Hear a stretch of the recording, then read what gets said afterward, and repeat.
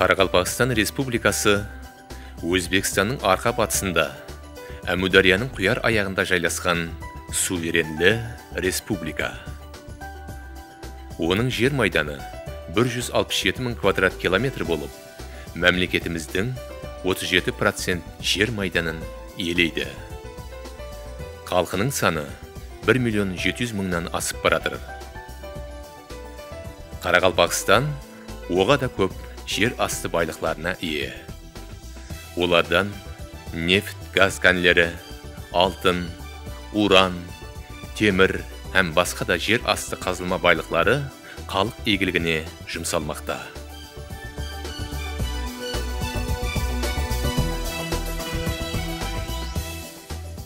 Республиканың пайтақты Нөкіс қаласы. Хүрметлі президентіміз Ислам Каримов Өзбекстанның екі сияси пайтақты бар. Бірі Ташкент болса, екіншісі Нөкіс деген еді Қарақалпақстанға келген сапарында. Хақиқатында да Қарақалпақстан хақында сөз болғанда, бірнеше кезекте оның күн сайын гүллеп, жаснап атырған көззал пайтақты Нөкіс көз алдымызға келеді. Нөкіс өсу басқышындағы жас һәм сұлу қала.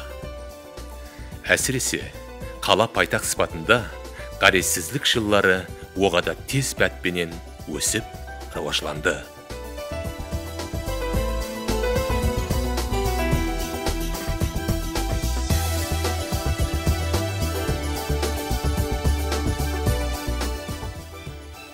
Қаресізлік жыллары пайтақ дерлік қайтадан құрыла бастады.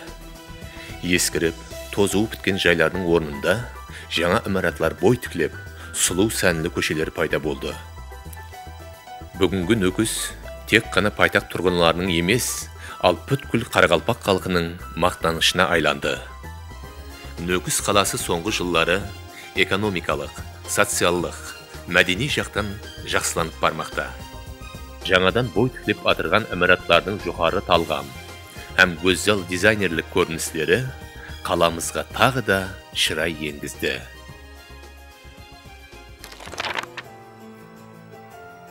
Екі мың 2009 жылы мәмлекетіміз президенті пәрманы-тикарында ауылдық жерлерде үй-жай құрылысын тез пәтпенен рауажландыруға кең мүмкіншіліктер жаратылды.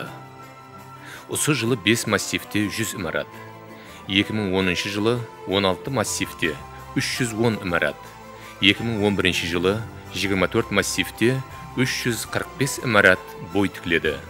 Жеңілдіклі кредитлер жәрдемінде салынып атырған бұл үй-жайлар саны жылдан жылға өсуде. Ауыл халқына көрсетіліп атырған бұл қамқорлықлар оларды еліміз рауажы үшін және де жеделірек минет етуге жігерлендірмекте.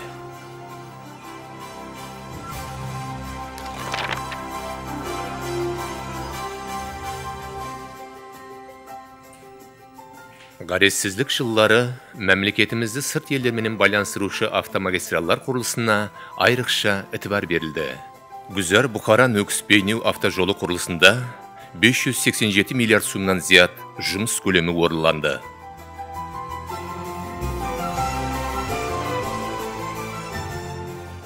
Құс ұшса, қанаты күйетіғын үстірт кеңістігі үстінен ұзынлығы 240 километрге созылған үлкен автомагистрал салып біткеріліп, ол Қоңырат, Нөкіс, Ташкент автотрассасына қосылды.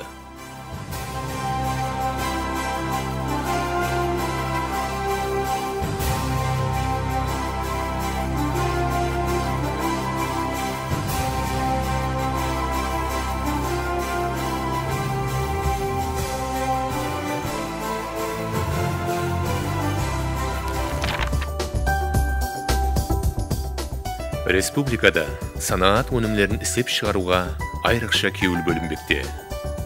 Бұл көрсеткіш 2012 жылы 623 миллиард сумлық халық тұтыну бұйымдары, 260 миллион сумнан зият санаат өнімдерін істеп шығаруға ерісілді. Үстірт 21 әсірдегі Өзбекстанның келешегі деген еді құрметлі президентіміз. Хақиқатында да 90-шы жылдардың орталарына келіп, әсіріміздің гигант құрылысы, Қоңырат сода заводының құрылысы басланды һәм тез арада пайдалануға берілді. Жылына 100 мың тоннадан астам кальцийленген сода істеп шығару мүмкіншілігіне ие болған бұл завод орайлық Азиядағы ірі санаат карханаларының бірінен есептелінеді.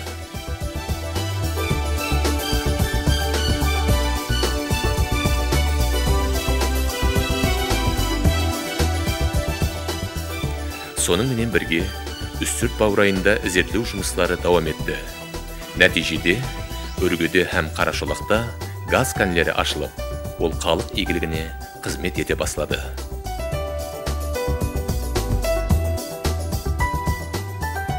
2011 жыл 24 августте Өзбекстан Республикасы президенті Ислам Каримов һәм Корея Республикасы президенті Ли Минбак басламасы менен сүргіл кәні негізінде үстірт газ химия санаты құрылысының іргетасы қаланды. Бұл үлкен тарихи комплекс құрылысы қысқа уақыт ішінде біткеріліп, келешекте халқымыздың мыңнан астам ұл қыздары жұмыс орны менен тәминленеді.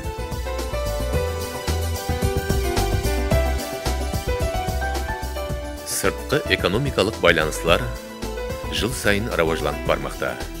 Әне осындай бірге істесудің нәтижесі заманауи технологиялар текарында былғары істеп шығаратығын Ариен Технологии Өзбекстан Кипр қоспа карханасы 2011 жылы Наурыз байрамы қарсаңында Нөгіс қаласында өз жұмысын баслады.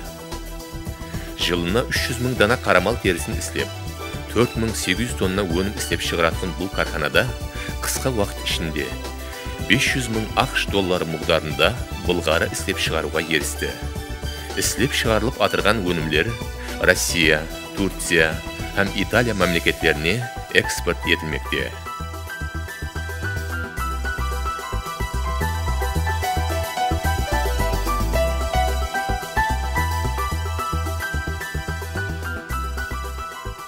Туран Хожелі ашық түрдегі акционерлік жәмиеті 2012 жылдың 9 айы ішінде 4244 тонна ағартылған май, 10115 тонна шұрот істеп шығаруға ерісті.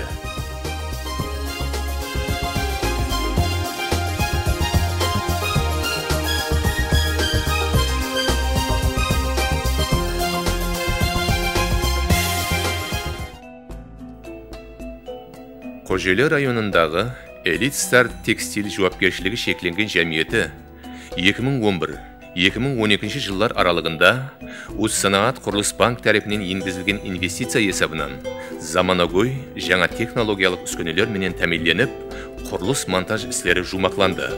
Кархана 2012 жыл октябрь айынан бастап іске қосылды. Жылына 5000 тонна жіп иіріп, соның 80%-ін экспортқа жібереді. Бүгінгі күнге шекем 250 тонна өнім істеп шығарылып, 384 мың ақш доллары мұғдарында 160 тонна өнім экспорт қылынды.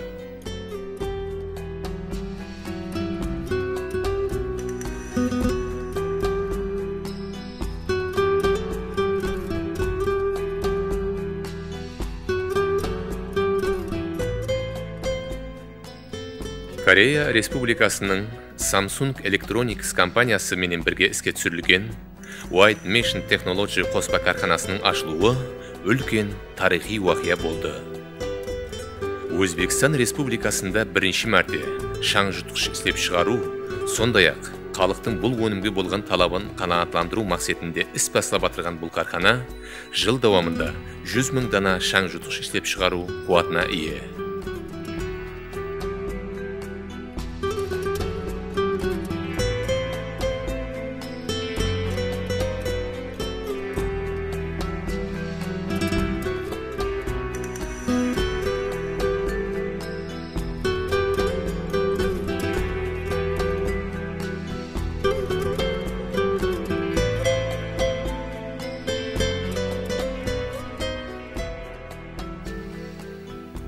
Қарессіздік жылларында Өзбекстанда автомобиль істеп шығару санааты тез пәтпенен раважланды. Асака автомобиль заводында GM Өзбекстан қоспа карханасы тарапынан істеп шығарылған Captiva, Malibu, Cobalt, Lacetti, Nexia, Spark, Matiz, Damas автомобильдері әзір халқымыз тұрмысына тығыз енісіп кетті. Қарақалпақстанда әр жылы 3000-ға шамалас автомобиль қаридарларға сатылады.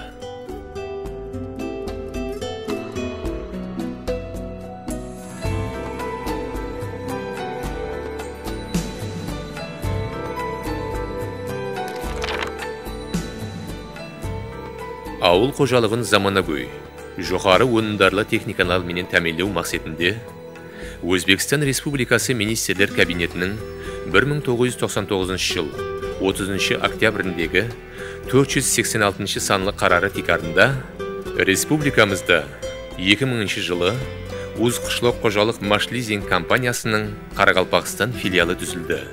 Филиал тарапынан 2001 жылдан бүгінгі күнге шекем лизинг текарында республикамызға бірнеше мың ауыл қожалық техникалары алып келінді. Республикамыз ауыл қожалығында экономикалық реформаларды және де тереңдестіріп, фермер қожалықларының жалпы ауыл қожалық өнімдерін жетістірудегі үлесі жылдан жылға өсіп бармақта. Қарақалпақстанда пахта, салы, бидай өнімдері егіліп, бұл бойынша мемлекеттік шарттамаларды әр жылы Өзбекстанда біріншілерден болып орынлап кетір.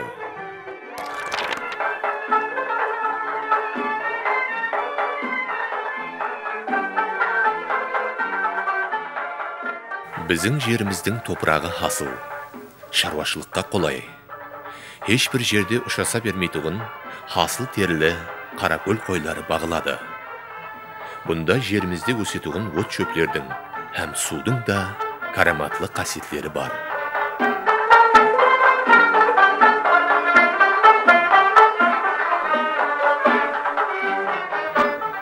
Қарақалпақстан жерінде асыландыру арқалы қаракөл қойларынан алынатұғын Қарақалпақ сұрлары тек елімізде ғана емес, ал сырт елдерде де өз қаридарларына ие.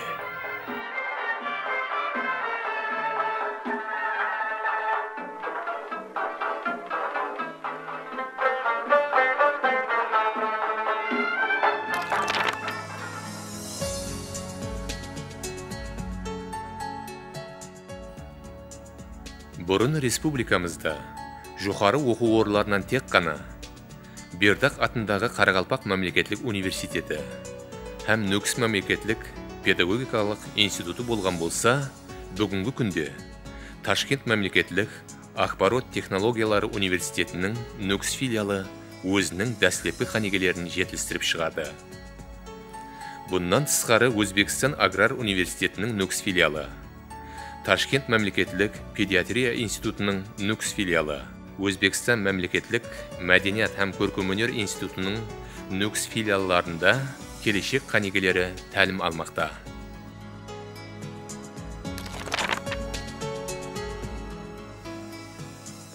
Пайтақтымызда һәм барлық районларда кәсіп-өнер колледжлерінің ашылуы республикамыз жастарын әрқилы қанегеліктерді үйретуде әхметлі орынды тұтады. Колледжлер заманауи оқу құралдары һәм технологиялар менен толық тәмінленіп, жастарды кәсіпке, өнерге үйрету сапасы да жылдан жылға рауажланбақта.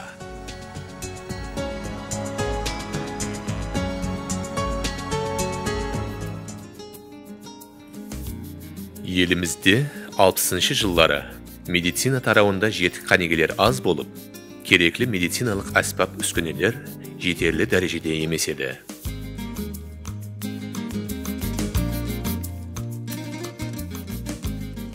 Бүгінгі күнге келіп, медицина тарауы бұрын көрілмеген дәрежеде рауажланды. 2012 жылдың 1 июль есабында республикада 49 емлеухана, 312 амбулатория, поликлиника мекемелері қызмет көрсетпекте. Ғадетсіздік жылларындағы өткерілген реформалар нәтижесінде республикамыздағы талапқа жауап бермейтұғын ауыллық жерлердегі 118 бірлемші емлеу профилактика мекемелерінің қызметі тоқтатылып, олардың орнына заманауи ауыллық шпакерлік пунктлері шөлкімлестірілді. Республикалық қыстаулы медициналық жәрдем ұрайы Нүкіс филиалы Ислам рауажлану банкі қаржылары есабынан 1 миллиард 964 миллион сумлық һәм райондағы бөлімлері Ковид фонды қаржылары есабынан 2 миллиард 349 миллион сом муғдарындағы заманауи медициналық әспап үскөнелер менен тәминленді.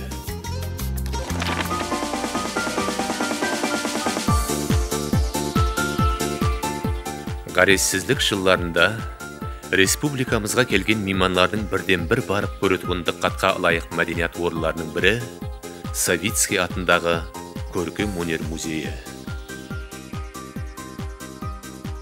Музей ең бай экспонатларға ие болып, орайлық Азиядағы музейлер ішінде айрықша әхметке ие. Гарессіздік жыллары музей дүнияның бір қатар елдерінде өз көргізбелерін өткеріп, халқымыздың бай мирасларын дүния халықларына танытуға миясар болды.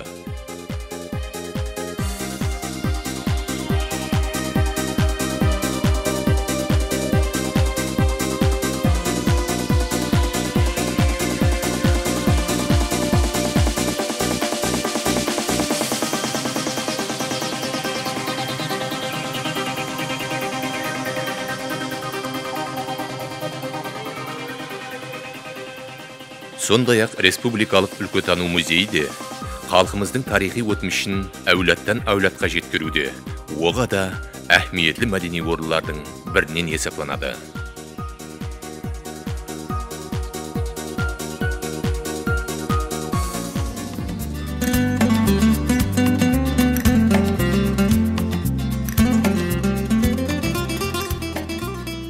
Ешбір нәрсе елді спорт сияқлы жәхәнге таныталмайды деген еді президентіміз Ислам Каримов.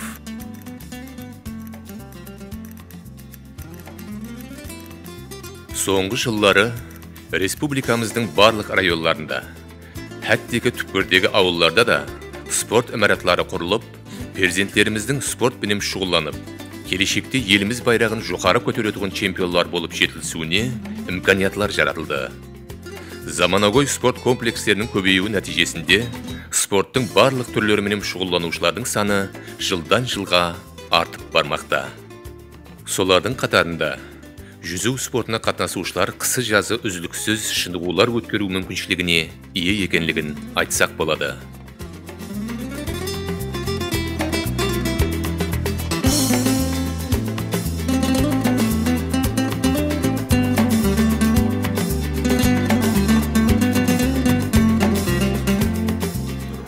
Қарақалпақстанның кешегі келбеті бүгін елес болып қалды. Кешегіден бүгін басқаша, бір әжайып жәһән көрінер дегендей, келешегі күлім қаққан Қарақалпақстанның нұрлы жамалына жәһән әуес етсе арзиды.